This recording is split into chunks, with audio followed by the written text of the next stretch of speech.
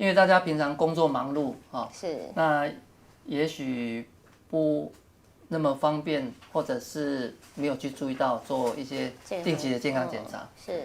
那如果平常我们有摸到脖子有硬块，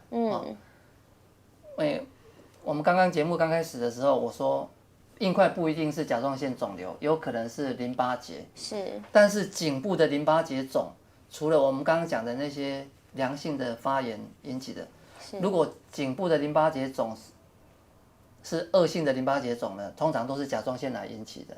是。因为甲状腺癌，特别是那个乳突细胞癌，它也会常常引起颈部的淋巴结转移。所以我们如果摸到淋巴结肿又硬的话呢，我们医生也会对这个淋巴结肿做一些检查，看看它是不是癌症转移的。是。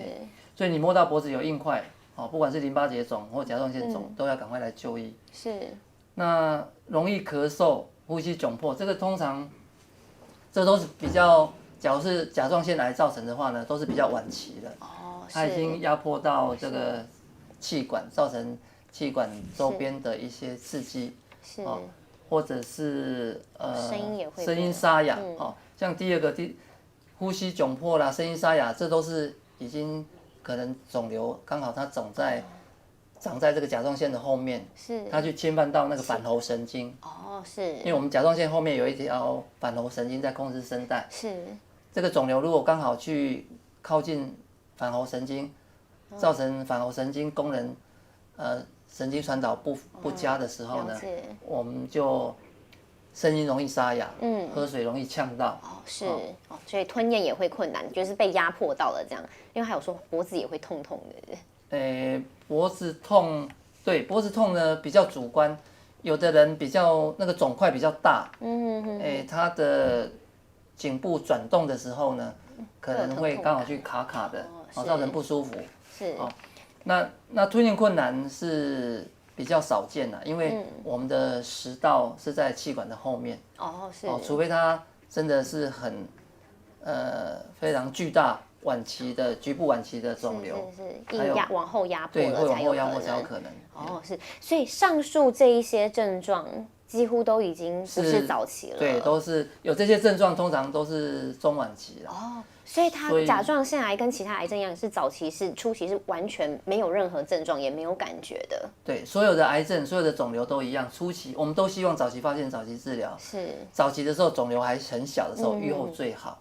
那肿瘤小，当然就不容易摸得到，看得到、摸得到，所以也不会去影响到你身体其他的器官，也不会影响到其他功能。所以那个定期健康检查，做超音波检查，对甲状腺癌来讲是很重要的一件事情。尤其它又是很容易检查出来的，所以如果你早期治疗，真的差很多。刚才讲说，它早期治愈率高达9成以上嘛，对不对？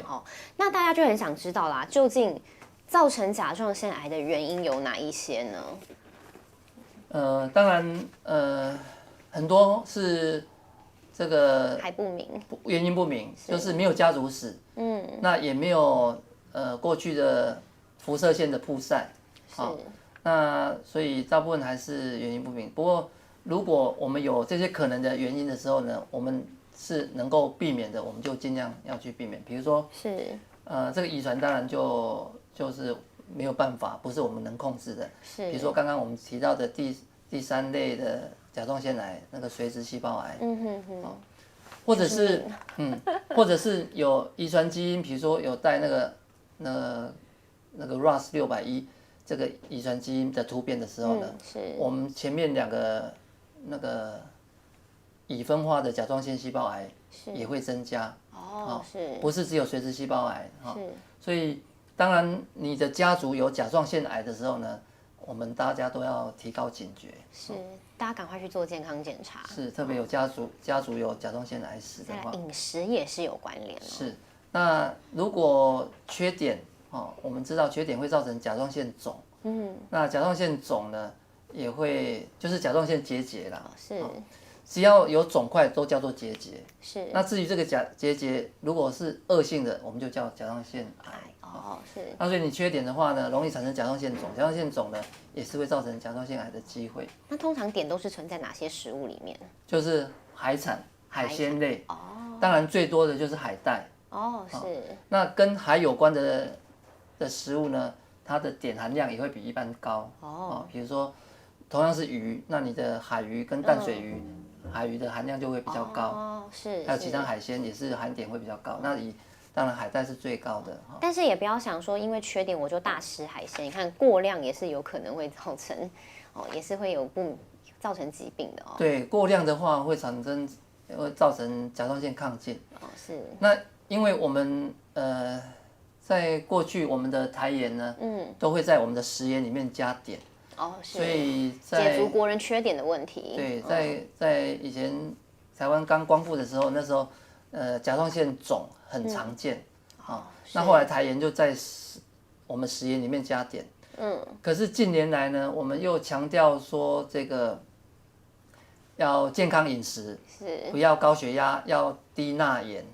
那目前的低钠盐精制盐呢，又没有加碘了。那所以这个甲状腺结节、甲状腺肿大呢，又开始盛行起来了。是。当然你如果有利良好没良好这样。那如果刚好你这个人不喜欢吃海带，不喜欢吃海鲜，那你吃又是讲究吃低钠盐精制盐的话，那这个甲状腺结节就很容易造成缺碘的体质。是。